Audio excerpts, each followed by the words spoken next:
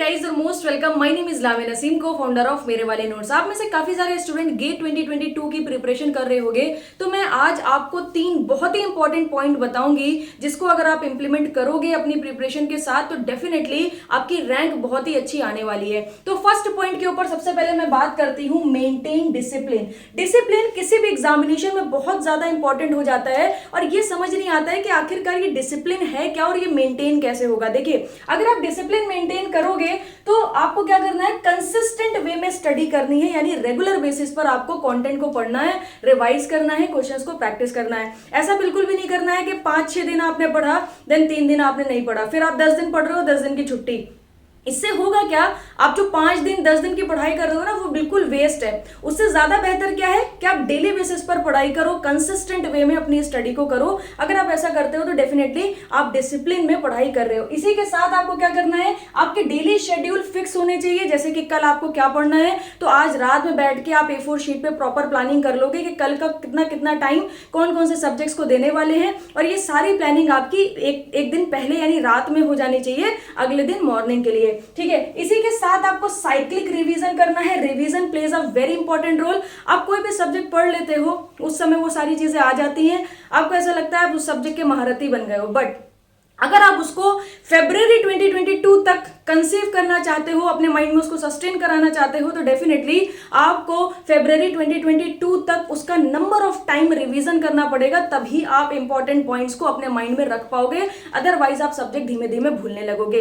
तो आपको cyclic revision करना है, और इसके लिए एक बहुत ही इंपॉर्टेंट स्लोगन है आपके लिए, रीड रिवाइज रिपीट। हर चीज को पढ़ो, रिवाइज करो, फिर उसको साइक्लिक मैनर में लगातार आप रिवाइज करते रहो। चाहे आप वीकली रिवीजन करो, फिर आपको लगता है कि अभी हम थोड़े दिन सस्टेन कर सकते हैं, then go for the monthly revision. और आप शॉर्ट नोट्स की हेल्प से भी रिवाइज कर सकते हो, टेस्ट सीरीज की हेल्प से भी आप रिवीजन कर सकते हो। इसी के साथ आपको क्या करना है, जो भी आपको सब्जेक्ट रिलेटेड डाउट्स आते हैं वो डाउट को क्लैरिफाई करते चलना है। बिकॉज डाउट अगर रह गए किसी भी टॉपिक में तो समझ लीजिए कि वो टॉपिक में आपकी कमांड अच्छी नहीं है, और उससे रिलेटेड अगर गेट एग्जामिनेशन में कोई भी क्वेश्चन आएगा तो आप नहीं कर पाओगे फॉर श्योर। तो डाउट जरूरी है कि आप उसको क्लैरिफाई करो, किसी भी फैकल्टी के थ्रू उसको क्लियर करो और अच्छे से आगे बढ़ो। तो पूरा प्रॉपर डिसिप्लिन कैसे मेंटेन करना है, सब्जेक्ट को कंसिस्टेंट वे में करना है, सिलेबस से स्टिक रहना है, रीड रिवाइज रिपीट यानी साइक्लिक फॉर्म में रिवीजन करते चलना है, और जो भी डाउट्स आते हैं किसी भी टॉपिक के रिगार्डिंग उसको पूरा 100% क्लियर करके आगे बढ़ते चलना है। सेकेंड इंपॉर्टेंट पॉइंट हमारा क्या है कि डेवलप एप्टीट्यूड। जैसे कि आप जानते हो कि जो गेट का एग्जामिनेशन है, it's a graduate aptitude test. तो यहां पर क्या है, आपकी जो एप्टीट्यूड है क्वेश्चन सॉल्विंग में वो बहुत अच्छी होनी चाहिए। अगर आप ISRO की प्रिपरेशन करते हो, SSC JEE की प्रिपरेशन करते हो, या किसी भी इंडिविजुअल PSUs एग्जामिनेशन की प्रिपरेशन करते हो, तो वहां पर 80% क्वेश्चंस आपके थ्योरेटिकल होते हैं। तो वहां पर स्टडी करने का पैटर्न थोड़ा सा चेंज हो जाता है, बिकॉज यहां पर आप क्या करते हो, थ्योरी पर ज्यादा ध्यान देते हो, इंपॉर्टेंट की पॉइंट्स पर ज्यादा ध्यान देते हो, फॉर्मूलाज पर ज्यादा ध्यान देते हो, जबकि गेट में जस्ट अपोजिट है। गेट में क्या है, आपका 80% पेपर में न्यूमेरिकल्स आने वाले हैं, और वो जो न्यूमेरिकल्स होते हैं वो काफी कॉन्सेप्चुअल न्यूमेरिकल्स होते हैं। तो सिर्फ थ्योरी पढ़ने से गेट की प्रिपरेशन कभी भी नहीं हो सकती। यहां पर न्यूमेरिकल सॉल्व कर करके रेगुलर बेसिस पर न्यूमेरिकल्स की प्रैक्टिस करके आपको एक एप्टीट्यूड बिल्ड करना है, जिसमें से सबसे पहले आपको जो क्वेश्चन सॉल्व करने हैं वो आपके हैं गेट प्रीवियस ईयर के क्वेश्चन। सबसे पहले आपका जो एम होना चाहिए वो ये होना चाहिए कि सबसे पहले हम गेट प्रीवियस ईयर के क्वेश्चंस खत्म करें। उसके बाद जब आप टेस्ट सीरीज पर जाओगे तो आपको वैरायटी ऑफ न्यू क्वेश्चंस देखने को मिलेंगे। तो इससे आपको एक आइडिया मिलेगा कि करंटली चल क्या रहा है, किस तरीके के क्वेश्चंस डिजाइन हो रहे हैं। तो सेकंड, आपको टेस्ट सीरीज की तरफ जाना है। जैसे ही ये सारा प्रोसेस आपका कंप्लीट हो जाएगा, अब देखिए टेस्ट सीरीज तो आपकी रेगुलर पूरे साल चलती रहेगी, गेट प्रीवियस ईयर के क्वेश्चंस भी चलते रहेंगे। इसके बाद अगर आपके पास टाइम बचता है तो ESE मेंस के क्वेश्चन सॉल्व करिए, because these are the conventional question.